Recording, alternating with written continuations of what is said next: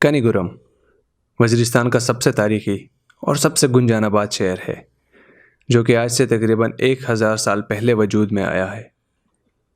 कनीगुरम में बरकी कबीला आबाद है और बरकियों के अलावा यहाँ पे मैसूद कौम के चंद कबीले भी आबाद हैं।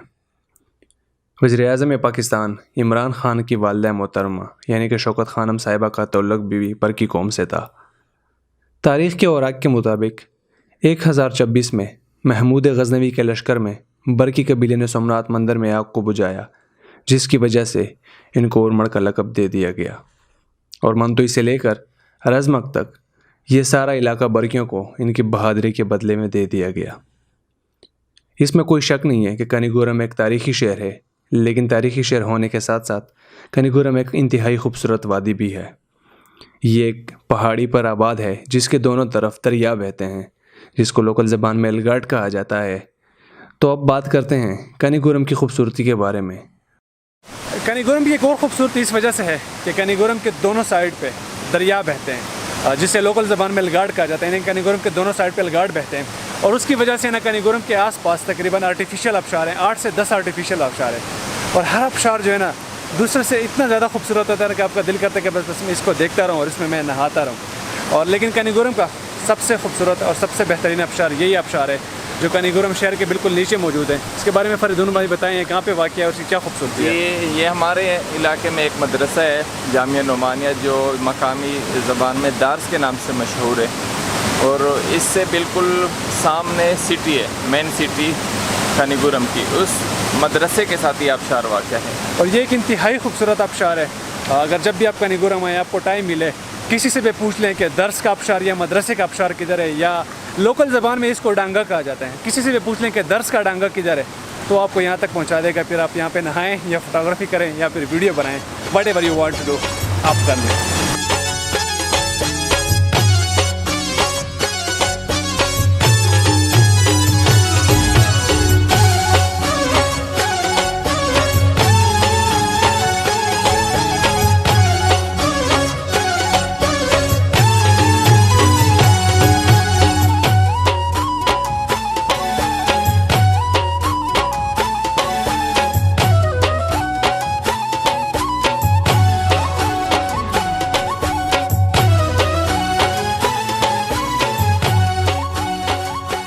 कनीगुरम को बुज़ुर्गों और औलिया कराम का शहर भी कहा जाता है। हज़रत इब्राहीम दानिशमंद, जो कि शहाबुद्दीन सरवर्दी के खलीफा थे, उन्होंने भी कनीगुरम आमद की और पश्तो अदब की मारूफ शख्सियत, पश्तो अदब के बानी, जिन्होंने पश्तो के हरूफ तहजी की तख्लीक की और जिन्होंने पश्तो की पहली मुकम्मल किताब लिखी, यानी कि बायज़ीद अंसारी, जिसको पीर रोशान भी कहा जाता है, यानी कि रोशनी फैलाने वाले, वो भी इस मिट्टी के फर्जंद रह चुके हैं और उनका भी ताल्लुक़ कनीगुरम से ही था। कनीगुरम को औलिया कराम और बुज़ुर्गों का शहर इसलिए भी कहा जाता है कि यहाँ पे जो बुज़ुर्ग दफन हैं, उनकी दीदार के लिए, उनकी दुआ के लिए दूर दूर से लोग आते थे। ऐसा ही एक मज़ार जो है हज़रत सुलेमान बाबा के है। हज़रत सुलेमान बाबा सुलेमान खेल कौम के जदो अमजद थे। ये एक बहुत बड़े बुज़ुर्ग हुआ करते थे और इनके मज़ार पर बहुत सारे सुलेमान खेल कौम के बहुत सारे लोग पुराने ज़माने में आते थे। सुलेमान बाबा का मज़ार जो है, इसके ईंटों से पता चलता है कि ये जो ईंट इस्तेमाल हुई है, ये अमूमन मुग़ल दौर में इस्तेमाल की जाती थी। इस ईंटों से पता चलता है कि शायद ये जो मज़ार था, ये अकबर बादशाह ने ख़ुद बनवाया था। सुलेमान मज़ार दे और दा खलक दा ये शदा दे सुलेमान खेले निकवो चिकिमो प ज़रमेलना और गुलकास चिकिमो कौम दे असल शदा गलजाई कौम दे दी गलजी कौम सुलेमान खेले निकदाई और सुलेमान खेल दर लुई कौम हदाई दे लका वो वाला इतना प गाक्षदी अफगानिस्तान से बिया प दा ज़रमेलना से दी गुलकात से दी और देर दा खलक किस प पंजाब से बात करते हैं कनीगुरम के आर्किटेक्ट के बारे में, यानी कि जो चीज़ यहाँ पे आने वाले सयाहों, टूरिस्ट को बहुत ज़्यादा अट्रैक्ट करती हैं, यानी कि दूसरे इलाकों से जो आने वाले लोग होते हैं। मैं ख़ुद उनमें से एक हूँ। जब मैं पहली बार कनीगुरम शहर में आया और मैंने इसके आर्किटेक्ट को देखा, मैं हैरान हो गया, इतना अट्रैक्टिव है इसका। कनीगुरम शहर जो है एक ढलवान पे बनाया गया, पहाड़ी है और उसकी डिस्ट्रीब्यूशन भी ऐसी हुई है कि टॉप पे जो आता है ना, वो अपर कनीगुरम, फिर मिडिल कनीगुरम, फिर लोअर कनीगुरम आता है। और इसके घरों के कंस्ट्रक्शन का आइडिया कुछ इस तरह से है कि अगर नीचे वाले घर की जो है ना वो छत है, तो ऊपर वाले घर की सहन होती है, यानी ऐसे स्टेप बाय स्टेप घर बनाए गए हैं। तो इस वजह से इसका एक बेहतरीन किस्म का व्यू आता है इन घरों का। और जोग्राफियाई तौर पर अल्लाह ताला ने कनीगुरम पे कैसी रहमत दी हुई है कि सर्दी के मौसम में इंतहाई ठंड किस्म की हवाएं आती हैं जो मगरब से मशरक़ की तरफ चलती हैं।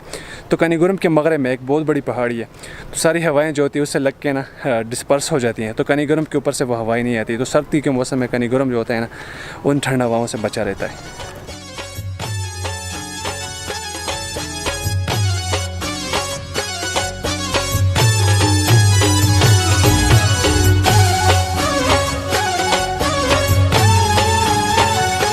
तो ये है कनीगुरम का हैंगिंग ब्रिज, लोकल ज़बान में इसे डंजावीना पल या फिर ददाड़े पल कहा जाता है। ये काफ़ी पुराना पुल है, तकरीबन अंग्रेज़ दौर में ये बनाया गया था।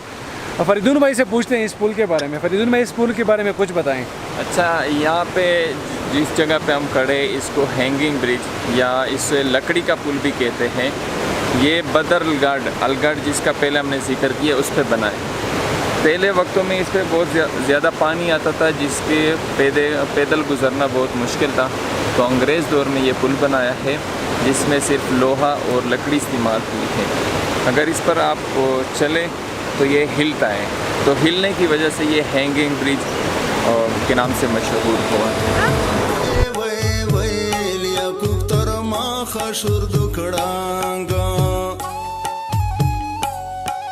सावा टुकड़ी की गिर्द नक्शा एक फन लिखी, सावा टुकड़ी की गिर्द नक्शा एक फन लिखी, कान सो बे माक्सिन इफ़ै शुर इफ़ै वतन लिखी, कान सो बे। कनीगुरम को 3 पोर्शंस में डिवाइड किया गया है, अपर, लोअर और सेंट्रल। इस खंबे से आगे जो कनीगुरम हमें नज़र आ रहा है वो है लोअर कनीगुरम, और जिस जगह पे मैं खड़ा हूँ ये है सेंट्रल कनीगुरम, और इस साइड पे जो है ये सारा कनीगुरम है वो अपर कनीगुरम है। पश्तो में इसे कहते हैं लाश शोरा बार खांडो और बार शोरा।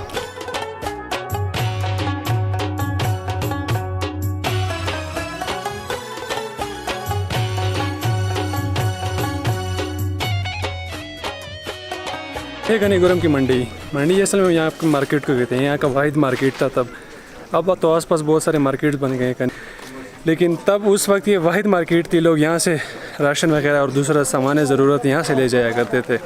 और इसके अलावा इस मंडी में जब खुशी का मौका होता था, किसी की शादी होती थी या ईद वगैरह होती थी, तो लोग ढोल ला कर यहाँ पे अतन वगैरह करते थे, नाचते थे और खुशी मनाते थे यहाँ पे। तो ये काफ़ी एक यादगार जगह है।